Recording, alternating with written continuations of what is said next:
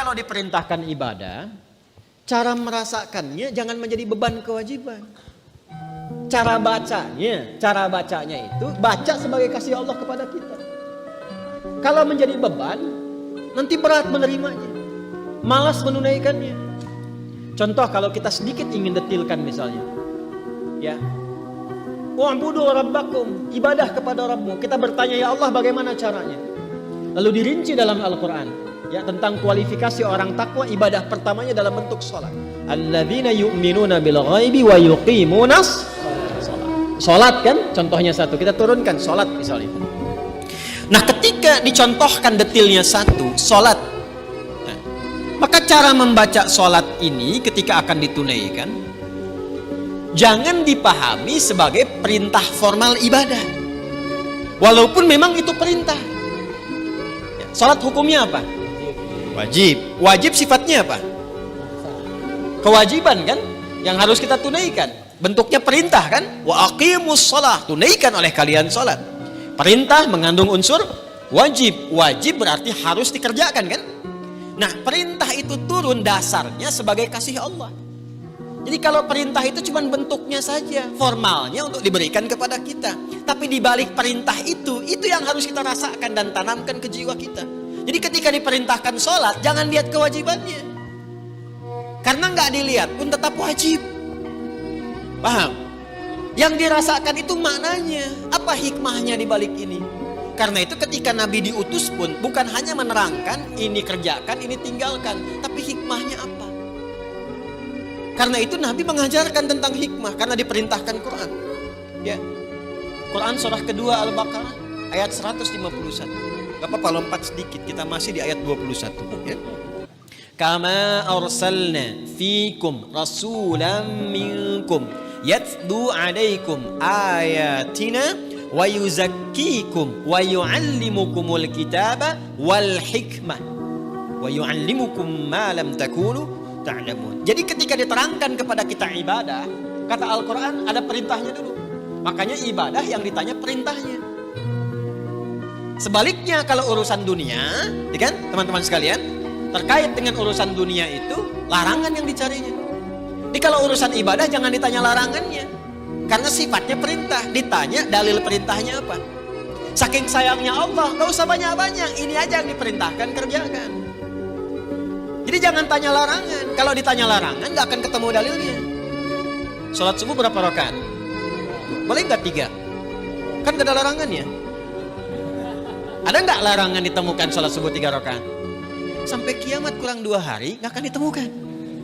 Karena memang salah pendalaman. Kalau ibadah itu yang dicari perintahnya. Kalau ada perintah kerjakan, maka turun ayat sebagai dalil. Ya, konsepnya begitu. Kama arsalna fikum rasulam minkum yatlu alaikum ayatina. Turun ayat dari kami. Apa ayatnya? Dalilnya apa? Wa aqimus shalah. Baru kita sholat. Lihat prakteknya dari Nabi. Contohnya bagaimana? Dibatasi, saking sayangnya Allah gak usah banyak-banyak. Tapi kalau kita ikuti dapat hasilnya. Nah sekarang bagaimana menjalaninya? Setelah turun ayatnya, belajar cara melakukannya, bahas juga hikmahnya supaya nikmat menjalani ibadahnya. Karena ketika ayat diturunkan, hikmah menyertainya. Itu permintaan turunnya hikmah itu sampai dimohonkan 2 orang Nabi dan Rasul, ayah dan anak.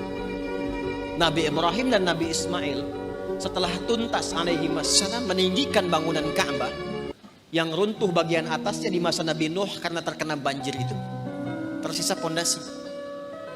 Masih ingat 2 tahun lalu saya terangkan, ya kan? Pondasi bahasa Arabnya kalau satu kaidah, kalau banyak jamak qawaid. Meninggikan bahasa Arabnya rafa'a yarfa'u, ya, yarfa'u. Ka'bah itu pertama kali ditetapkan oleh Allah sebagai kiblat manusia disebut bait. Inna awwala baitin wudi'a lin-nas, bait. Ya, Ali Imran ayat 96 itu. Di era Nabi Nuh alaihissalam terkena bagian banjir atasnya, tersisa pondasinya. Ka'bah ada berapa titiknya? 4 ya, kurang lebih gitu kan. Berarti setidaknya pondasinya ada berapa sudut? 4 bagian. Kalau 4 jama' atau tunggal? Jama', berarti harus bentuknya qawaid. Meninggikan tadi apa? Yarfa. Apa yang ditinggikan? Bait. Buka Al-Baqarah ayat 127. Paling kiri sebelah atas di mushaf. Wa idh yarfa'u Ibrahimul qawa'ida minal baiti wa Ismailu. Ada ayat ini? Wa idh yarfa'u Ibrahimul qawa'id qawa'id minal bait wa Ismailu. Dan ketika Ibrahim alaihissalam meninggikan bangunan Ka'bah itu, pondasi Ka'bah itu ditinggikan kembali, disertai oleh Ismail. Ada takdim wa ta'khir. Kenapa Ismailnya diakhirkan? Kalau katanya menyatu bersamaan, Allah bisa katakan begini, misal di luar Al-Quran ya, wa idh yarfa'u Ibrahimu wa Ismailu. Tapi di sini Ismailnya di akhir. Wa idh yarfa'u Ibrahimul qawa'ida minal baiti wa Ismail. Kalau keduanya subjeknya disatukan, itu pekerjaannya sama bobotnya. Tapi kalau yang satu diawalkan, yang satu diakhirkan, maka yang diakhirkan itu bantu-bantu saja. Makanya tugas awalnya untuk Nabi Ibrahim. Nabi Ibrahim ketika melangkahkan kaki pertama untuk membangun sesuatu, langkah untuk menunjukkan kemuliaan membangun sesuatu, itu makam namanya. Makanya tapaknya makam Ibrahim itu kan ada ya, kekinian itu lokasinya. Nah di situ pertama kali itu menapak untuk meninggikan kembali. Begitu kemudian mau membangun, meninggikan, anak datang. Nanti saya rinci saat Idul Adha. Datang merasakan beban ayah. Itu tidak mudah menemukan anak yang ketika ayahnya kerja merasakan itu ingin bantu, itu nggak mudah. Bagaimana bisa begitu? Nanti pas khutbah Idul Adha saya terangkan. Singkatnya datang bawa batu. Batu bahasa Arab itu hajar. Ya, kalau disusun-susun jadi satu bagian disebut hijr. Kalau menjadi ruangan disebut hujrah. Maka datang bawa batu disusun-susun itu. Nah bagian itulah yang disebut dengan hijr Ismail sekarang. Asalnya begitu. Nah, secara singkatnya ketika sudah jadi bangunannya itu berdoalah kepada Allah. Di antara doanya itu yang ayat 129. 129-nya Rabbana wab'ats fihim rasulam minhum yatlu alaihim ayatika wa yu'allimuhumul kitaba wal hikmah wa yuzakkihim innaka antal azizul.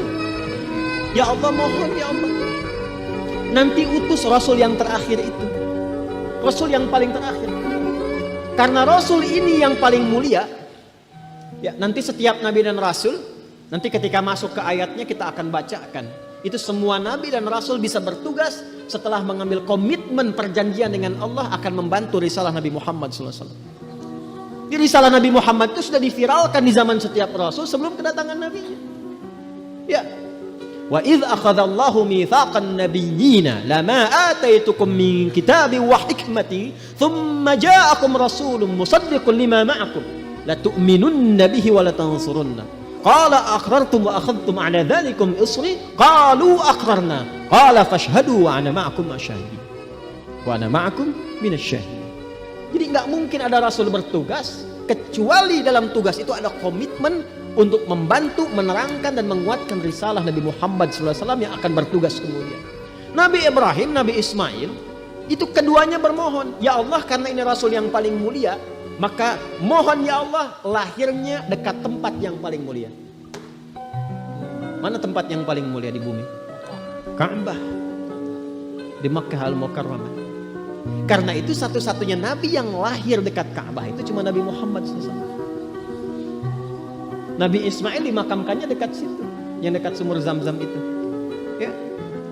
Tapi yang lahir di situ hanya Nabi Muhammad SAW.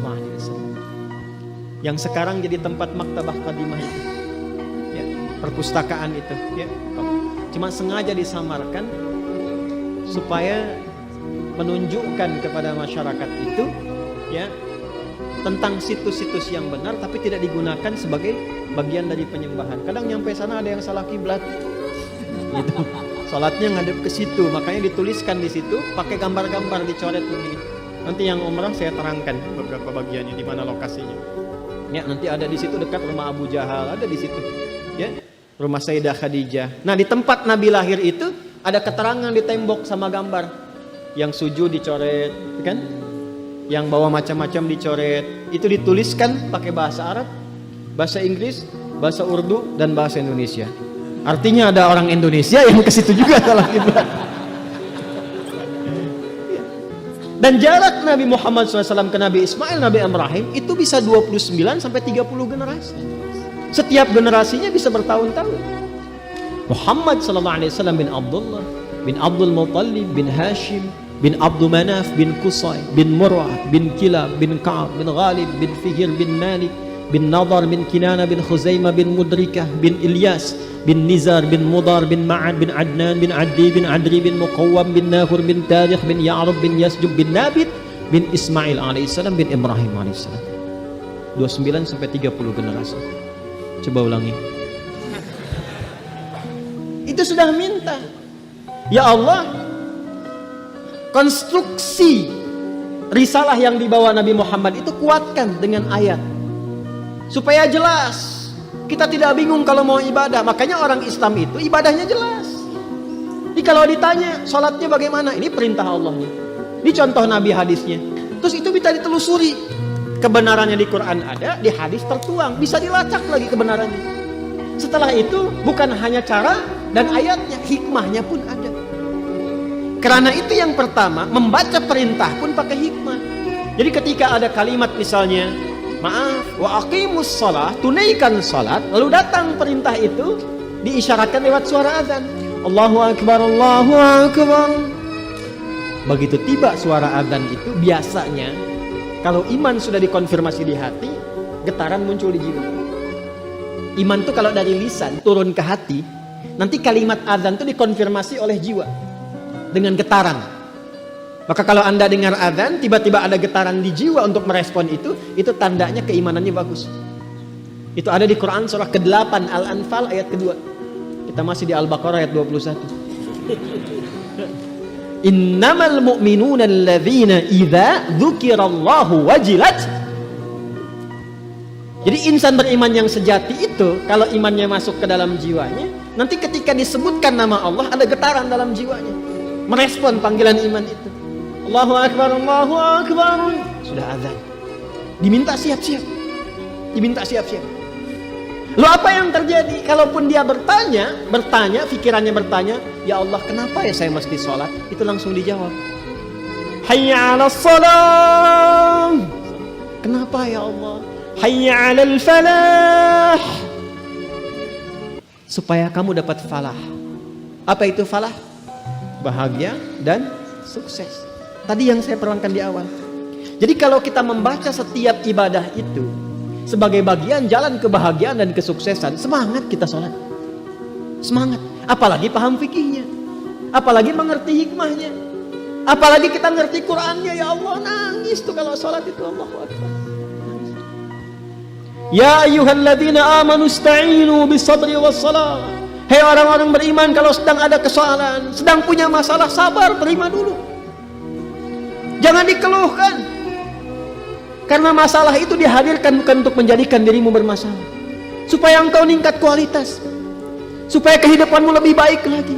Supaya engkau makin teruji, makin kuat. Dan tidak mungkin kata Allah, aku menguji kecuali engkau sanggup mengatasinya. La yukallifullahu nafsan illa usaha. Apakah berhenti sampai situ? Tidak. Datang kepada aku, minta solusi lewat salat. Ya ayyuhalladzina amanu ista'inu bisabri wassalah. Kamu sabar, terima dulu. Saat sholat datang padaku minta solusi. Jadi begitu dipanggil lewat sholat itu, ditunggu kita mau minta apa. Baru kita berdiri baca Al-Fatihah, baca iyyaka na'budu wa iyyaka nasta'in. Hadis kutsinya mengatakan hadza baini wa baina 'abdi wa li 'abdi ma sa'al. Ini perjanjian antara aku dengan hambaku. Kalau hambaku benar cara ibadahnya, apapun yang ia minta sekarang aku berikan sepanjang maslahat untuknya. Itu hadis qudsi. Ibadi khalaqtuka lil ibadati fala tal'ab wa qasamtu laka rizqaka fala tal'ab wa qasamtu laka rizqaka fala tat'am. Hambaku, aku ciptakan kau itu untuk ibadah.